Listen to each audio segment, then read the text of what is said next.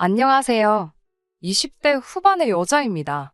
아무리 사람의 욕심이 끝이 없다지만 도를 지나친 욕심과 그 속마음과 본성을 숨기고 저와 결혼하려고 했던 남자친구와 얼마 전 파혼을 했습니다. 그때는 혼자서 많이 힘들었는데 지금은 다 털어내고 나름 행복하게 살고 있어요. 어릴 적에 온 가족이 이민 생활을 하다가 20대 초반에 한국을 돌아오게 되면서 친구도 많이 없어 어디 털어놓을 사람도 없었는데 우연찮게 자기의 사연을 공유하는 이곳을 알게 되면서 이렇게 저의 이야기도 한번 보내봅니다.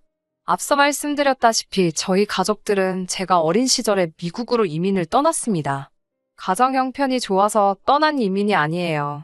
IMF 이후 아버지가 실직을 해서 힘들어진 상황에 더 이상 한국 땅에 발붙여 살 만한 곳이 없어서 도망치듯 떠난 이민입니다. 자랑스러운 일은 아니네요. 가족 중에 그 누구보다 고생한 건 저희 어머니셨어요. 그나마 요리를 잘 하시는 편이라서 말도 안 통하는 타국 땅에서 그래도 장사를 크게 하고 있는 한식당에 취직을 하셔서 저희 가족들을 먹여 살렸습니다. 다행히 저희 고모께서 미국에 이미 오래전에 먼저 넘어가셔서 자리를 잡고 계셨는데 당시 혼자 지내시던 고모가 집에 빈 방을 내어주시면서 미국에 정착하는데 그렇게 많은 돈이 필요하지 않았습니다.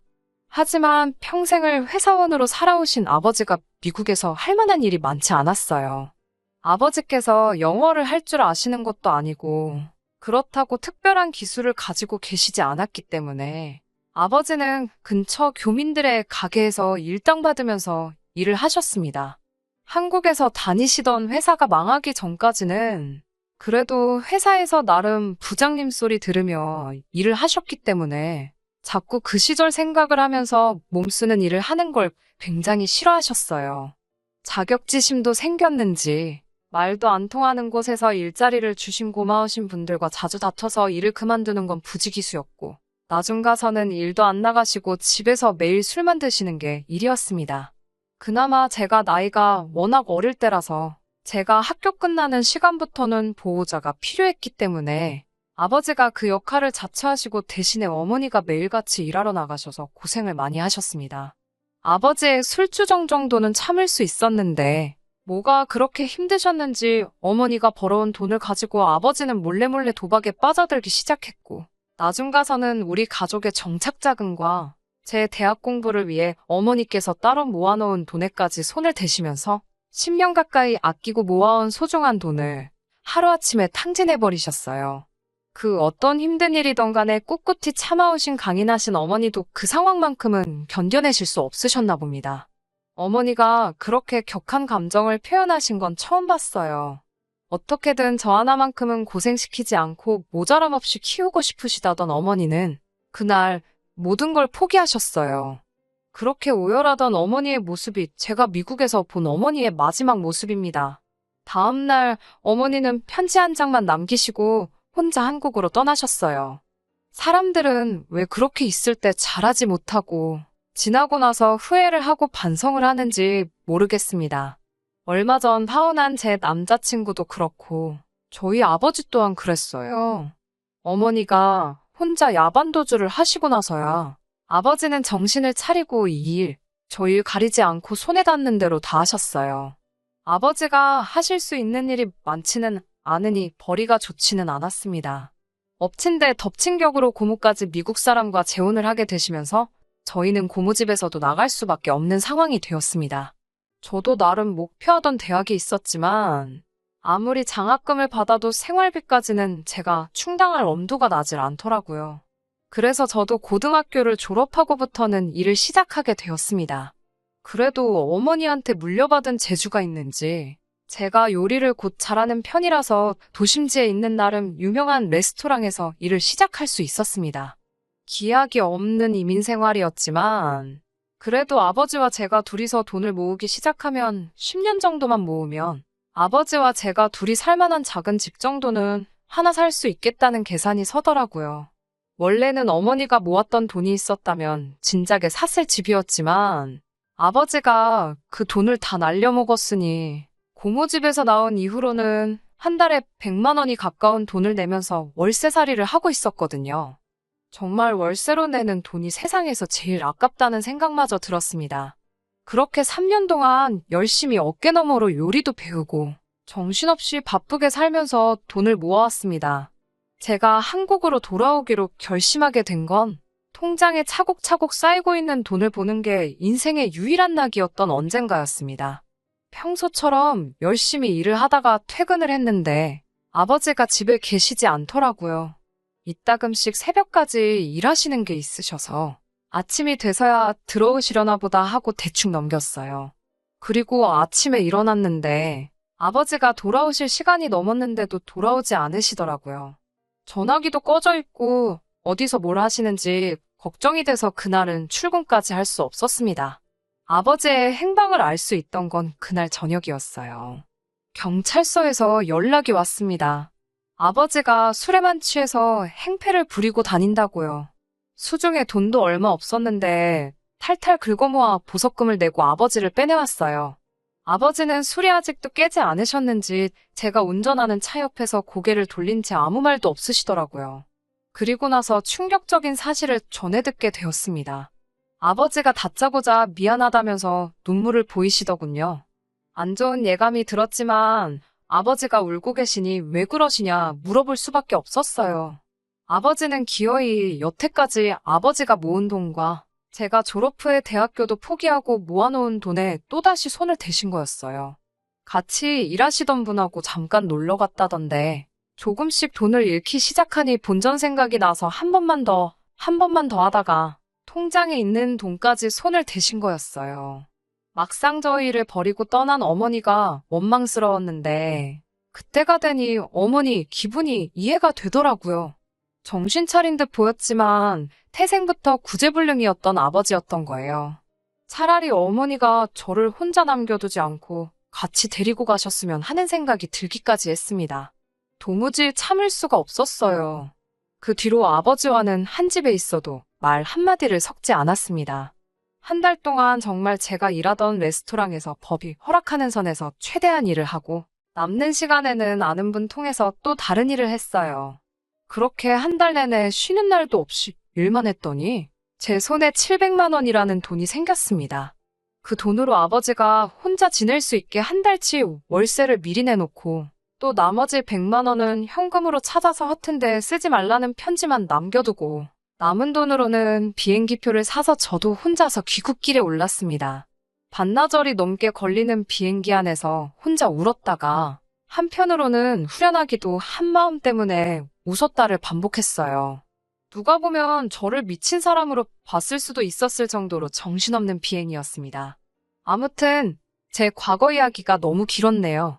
한국으로 돌아오고 나서는 제 수중에 남아있는 돈으로 보증금 200에 월세 30만 원짜리 허름한 방에서 혼자서 생활을 시작했습니다. 영어는 자신이 있었지만 학위가 없는 저를 써줄 만한 영어 학원은 그 어디에도 보이지 않았어요. 그나마 배운 게 요리이다 보니 그걸 가지고 금세 취직을 해서 기본적인 생활을 유지할 수는 있었습니다. 미국에서도 요리하는 사람들이 박봉이기는 한데 한국도 마찬가지더라고요. 200만 원도 안 되는 월급이었지만 그래도 저 하나 입에 풀칠하고 사는 데는 모자람 없이 넉넉한 돈이었어요. 출퇴근하는데 드는 대중교통비만 제외하면 식사는 일터에서 해결할 수 있으니 다행히 돈 들 곳이 많지는 않았습니다. 허름한 월세방을 탈출하고 싶은 마음은 굴뚝 같았지만 당장 이 집보다 싼 곳을 찾을 수가 없어서 한동안 지내게 되었어요. 박봉인데다가 정신없이 바쁜 직장 생활이었지만 언젠가는 저도 적당한 아파트 한 채 얻어서 아버지처럼 가족들 고생만 시키는 그런 사람이 아니라 저를 많이 아껴주고 저를 위해 희생할 수 있는 그런 사람을 만나 가정을 꾸리고 그렇게 평범한 인생을 살겠다는 목표 하나만 가지고 이악 물고 버텼습니다. 그렇게 하루하루를 살아가고 있던 제게 결혼까지 약속하게 되는 그런 사람이 찾아왔어요. 정말 상상도 못한 만남이었습니다. 하루는 제 핸드폰으로 모르는 번호로 전화가 왔어요. 보통 모르는 번호로 전화가 오면 받지를 않는데 같은 번호로 수도 없이 전화가 걸려왔습니다. 계속해서 무시하고 있었는데 문자로 제 이름을 들먹이며 어머니 일로 전화를 드렸다는 문자를 받았습니다. 어머니와는 이미 10년 가까이 연락 한 통 없이 지냈는데 어떻게 제 정보를 알아내서 사기를 치려는 건가 하는 의심이 들었지만 또 어머니라는 단어를 보니 그 문자를 모르는 척 할 수가 없겠더라고요. 그 문자를 받고 나서 몇 시간 정도 혼자 고민하다가 무슨 이야기인지 드러나 보자는 심정으로 전화를 걸었습니다. 전화기 너머로 제 또래 정도로 생각되는 남자의 목소리가 들려왔어요. 남자는 자기를 어머니와 꽤 오래 같은 식당 홀에서 서빙 일을 하는 사람이라고 소개했습니다. 저희 어머니는 주방에서 일을 하셨는데 일터에서 만난 두 사람이지만 어머니께서 제 또래인 그를 보고 제 생각이 많이 나서 여러모로 신경을 많이 써줬다고 하네요. 그렇게 저를 안심시키고 나서 곧바로 금전을 요구할까 싶어 많이 걱정했는데 그는 곧바로 어머니에 대한 소식을 전해줬어요. 어머니가 많이 아프시다고요. 어머니가 입원해 계신다는 병원 주소를 받아 그 병원으로 향하는 택시 안에서 참 여러 가지 생각이 오고 갔어요. 어머니가 아프다는 말에 걱정이 되면서도 어머니가 어떻게 제가 한국으로 돌아온 사실을 알고 계셨던 걸까? 아니면 정말 금품을 노린 신종 사기 수법인가 하는 등등 어머니를 다시 만날 수도 있다는 기쁨과 많이 아프시다는 말에 기대 반 걱정 반으로 병원으로 향했습니다. 병원 대합실에서 저를 기다리던 그와 만났어요. 평범하고 무난한 인상이라 그런지 이 사람이 저에게 사기를 칠 것 같다는 생각이 들지 않았습니다. 어머니가 계신다는 병실에 어머니가 안 계시다면 그냥 그 길로 저는 돌아가 버리면 되는 상황이고 병원 안에도 사람이 많았기 때문에 저한테 해코지를 하거나 위험한 일들이 생기지 않겠다는 확신이 들어서 그를 따라갔어요. 어머니가 입원해 계신다는 병실로 향하는 동안 그는 주절주절 여러 이야기를 해줬습니다. 저를 찾는데 정말 너무너무 힘들었다.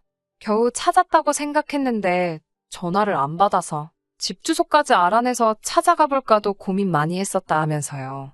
금세 어머니가 입원해 계시는 병실에 도착했고 저는 그날 어머니와 10년 만에 재회를 하게 되었습니다. 하지만 재회의 기쁨도 잠시 어머니는 정말 몸이 많이 안 좋아 보이셨어요.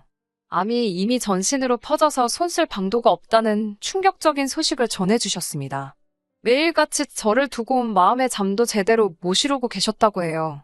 돈을 어느 정도 모아 안정이 되고 나면 그때가 돼서야 저를 부르려고 했는데 안정이 되기도 전에 몸이 이 모양 이 꼴이 되었다고 슬퍼하셨습니다. 암이 발견되고 나서 어머니에게 주어진 시간이 얼마 남지 않았다는 걸 알게 되셨고 그때가 돼서 가기 전에 제 얼굴이라도 한번 보고 싶어서 미국에 있는 아버지에게 연락해서 제 이야기를 물어봤다고 하네요. 아버지가 잘 계시는지 따위는 묻고 싶지도 않았습니다. 그래도 순순히 제가 한국으로 돌아갔다는 이야기를 어머니께 해주신 것 같아요. 같이 일을 하는 이 청년에게 부탁해서 저의 행방을 찾아달라고 부탁을 하셨다는 거예요. 그는 어머니의 부탁을 멋지게 수행해낸 거고요. 어머니는 이제 제 얼굴 한번 보고 그렇게 떠난 걸 제게 사과도 하셨으니 이제 더 이상 여한이 없다고 편하게 갈 수 있겠다고 웃으셨어요. 어머니께 이제 다시 만났는데 벌써 가실 생각만 하시냐고 제가 이를 관둬서라도 어머니 곁에 있어 드릴 테니 포기 말고 치료를 받자고 했습니다. 말한 대로 저는 바로 직장을 그만두고 매일같이 병원에서 어머니와 시간을 보냈습니다.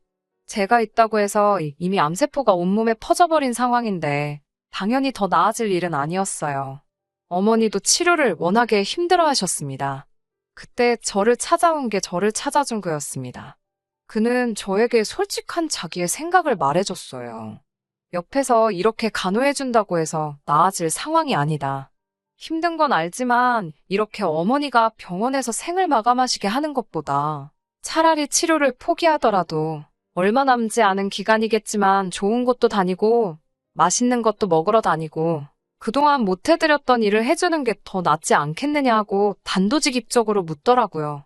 어머니도 옆에서 듣고 있다가 치료가 워낙에 고통스럽기도 하고 저를 10년 만에 다시 만났는데 병원에서만 지내고 싶지도 않으시다고 병원비며 약값이며 치료비도 너무 부담이 되고 말한 대로 남은 시간을 우리끼리 행복하게 보내는 게 낫지 않겠느냐며 저를 설득하셨어요. 결정을 내리는 게 쉽지는 않았습니다. 그래도 어머니께서도 강하게 원하시는 바이기도 했고 저도 언제까지 일을 쉬면서 어머니 간호를 하기에 제가 가진 게 너무 없다는 사실도 알고 있었기 때문에 그렇게 어머니와 퇴원수속을 밟게 되었습니다. 어머니는 제가 사는 곳에서도 차로 불과 30분밖에 떨어지지 않은 가까운 곳에 살고 계셨어요. 한국에 있는 동안 이렇게 가까이 살고 있었는데도 몰랐다는 생각에 저도 제가 왜 돌아오자마자 어머니를 찾지 않았던 것인가 하는 후회가 컸습니다. 빌라 2층에 거주하셨는데 2층으로 올라가는 계단마저도 힘에 부처 하시더라고요. 그걸 보는 제 마음이 편치 않았습니다. 저를 찾아준 그는 기꺼이 같이 일을 나가지 않으면서도 운전기사 노릇을 자처하면서 저랑 어머니가 여기저기 같이 놀러 다니고 어머니와 같이 시간을 보낼 수 있게 도와줬어요. 아무리 같이 일하면서 친분이 있었다고 해도 가족도 아닌데 이렇게까지 해주는 사람이 세상에 어디 있는가 하는 생각까지 들었습니다. 그렇게 셋이서 같이 시간을 보내다 보니 저도 자연스럽게 그와 정이 들기 시작했어요. 그리고 그 남자의 고백으로 저희는 연인 사이가 되었습니다. 어머니도 일을 하면서 그를 보면 제 생각이 많이 났고 어머니 눈에는 요즘 세상에 이렇게 성실한 청년이 또 어디 있겠냐며 저희가 연인이 된 사실을 축하해 주셨어요. 그렇게 짧고도 긴 4개월이 지나갔고 어머니는 결국 돌아가셨습니다. 그래도 가기 전에 저와 함께 시간을 보낼 수 있어서 많이 행복하셨다고 든든한 짝이 생긴 걸 두 눈으로 보고 가니 안심이 된다는 마지막 말을 남기고 저는 다시 어머니와 영영 이별을 하게 되었습니다. 참으로도 견디기 힘들었습니다. 그래도 남자친구가 제 곁에서 든든한 기둥 역할을 해주었기에 이겨내는데 그리 오랜 시간이 걸리지 않았습니다. 어머니의 장례식이 완전히 끝나고 나서 얼마 뒤에 어머니께서 제 앞으로 거액까지는 아니지만 상당한 금액의 보험금을 남겨두셨다는 사실을 알게 되었어요.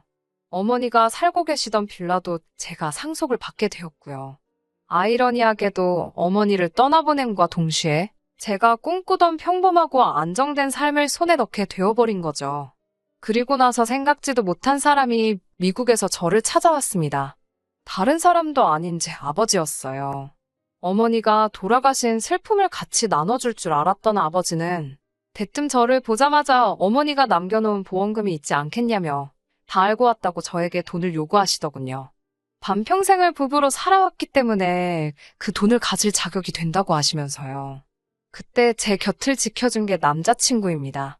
아무리 미워도 아무리 가족들 고생시킨 사람이라도 가족이었기 때문에 저는 아버지를 내칠 수 없었는데 남자친구는 단호하게 아버지에게 돈 한 푼도 주면 안 된다고 저에게 단단히 말을 해왔습니다.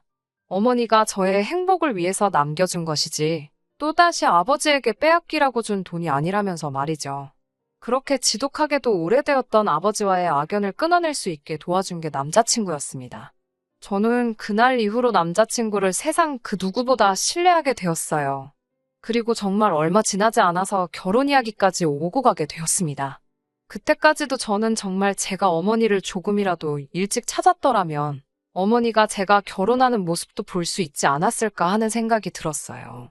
같이 있을 때는 너무나도 든든한 남자친구였지만 요 몇 달간 제가 어머니와 시간을 보내는 걸 도와준다고 그나마 다니고 있던 식당에서 해고까지 당하는 바람에 마땅한 직장도 없는 사람이었으니 당장 아무런 벌이가 없는 상황이었어요.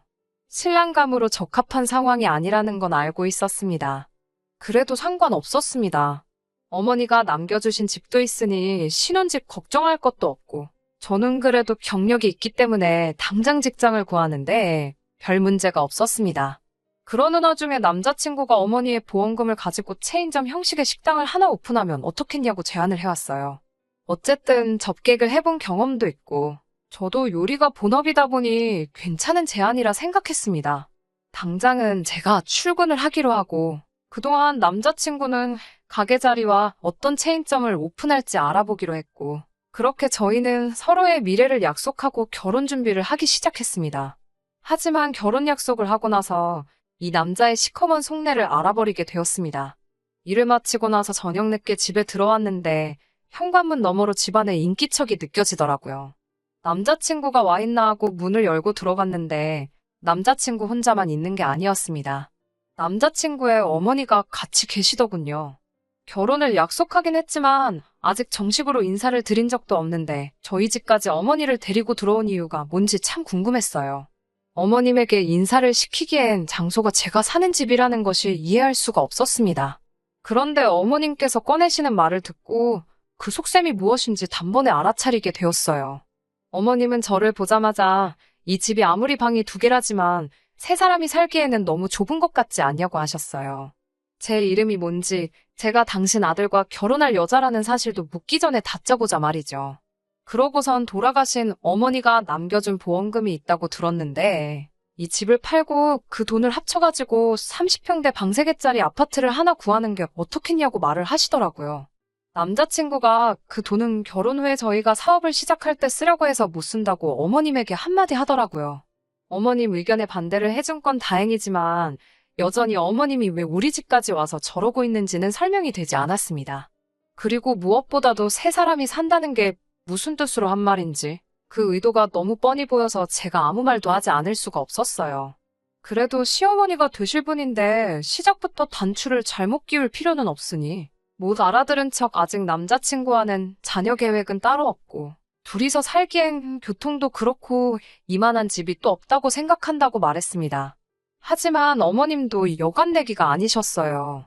자기가 한 말 뜻을 정확히 알아들었으면서 모르는 척하는 것 좀 보라며 제 머리 꼭대기 위에 서 계시더라고요. 어머님과 저 사이에 묘한 기류가 흐르기 시작하니 남자친구가 그걸 눈치채고는 둘 사이에 끼어들어서 분위기를 전환하려고 하더라고요. 좋은 소식을 전해주러 온 자리인데 2사람 다 서로 날쌔울 필요 없다고 하고는 좋은 소식이라고 전해주는 말이 다른 게 아니고 가게 자리도 수배가 끝났고 요즘 유행하는 치킨집을 하기로 결정했다는 거예요. 평소였으면 잘 되었다고 축하할 일이었겠지만 그렇게 썩 기쁜 소식이 아니었어요. 왜냐하면 남자친구가 저와 어머님을 뜯어말리면서 덧붙인 말 때문입니다. 남자친구는 이제 한 가족이 될 사이인데 사이좋게 지냈으면 좋겠다고 말을 하더라고요. 남자친구를 방으로 끌고 들어가 말했어요. 사이좋게 지내고 말고를 떠나서 셋이 산다고 하시는 저 말씀이 대체 무슨 뜻이냐고 곧바로 따져 물었어요. 그러자 한다는 말이 너무나도 당당하게 무슨 말인지 모르겠냐고 말하며 우리가 결혼하게 되면 자기 어머니도 같이 함께 산다는 말이지 않겠느냐고 하는 겁니다. 그런 말은 전에도 한 적 없지 않냐 했더니 그래서 지금 말하는 거 아니겠냐는 뻔뻔한 대답을 하네요. 어떻게 그걸 나랑 상의도 없이 정할 수 있느냐 했더니 어차피 이제 어머니도 안 계시는데 자기 엄마를 어머니라 생각하고 모시고 살면 되지 않겠느냐는 알 수 없는 소리를 했어요. 그러면서 저를 위한 배려랍시고 한다는 말이 어차피 치킨집은 닭만 튀기면 되는 거니 제가 딱히 주방에 들어갈 필요까지는 없다고 하는 겁니다. 튀기는 거야 아무나 해도 되는 거고 저보고는 앞으로 일할 필요 없이 집에 있으면 된다고 하는 씨알도 먹히지 않는 소리를 꺼내는 겁니다. 요즘 같은 세상에 와이프 일 안 시키고 집에만 있으라고 하는 남자 흔치 않다며 저보고 복받은 거나 마찬가지라고 하더라고요. 마침 어머니도 혼자 집에서 외로우실 테고 여태껏 어렵게 살아오느라 외식도 제대로 못 해보셨는데 제가 요리를 할 줄 아니 집에서 이것저것 못 드셔본 음식들을 어머님께 요리해주면 딱 되겠다며 싱글벙글 저를 자기 어머니 수발들게 만들려는 식모계획을 천연덕스럽게 말하더라고요. 너무 어이가 없었어요. 나를 지켜주러 결혼하려던 거 아니었느냐 따졌더니 이게 지켜주는 게 아니고 뭐냐고 오히려 저에게 따져묻더군요.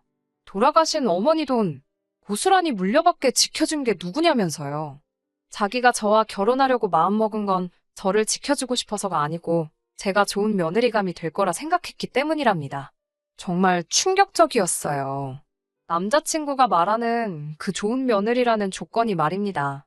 아버지와는 절연했고 어머니는 돌아가신 외톨이이자 시어머니가 먹고 싶은 거 있을 때 제깍제깍 만들어다 바칠 수 있는 요리사. 어머니가 물려주신 좁아터진 빌라 하나와 얼마의 보험금이지만 갑자기 목돈이 생긴 벼락부자의 자기 없이는 혼자서 멘탈 관리조차 힘든 심약한 인간. 그게 남자친구가 말하는 좋은 며느리감의 조건이라는 거나 마찬가지잖아요.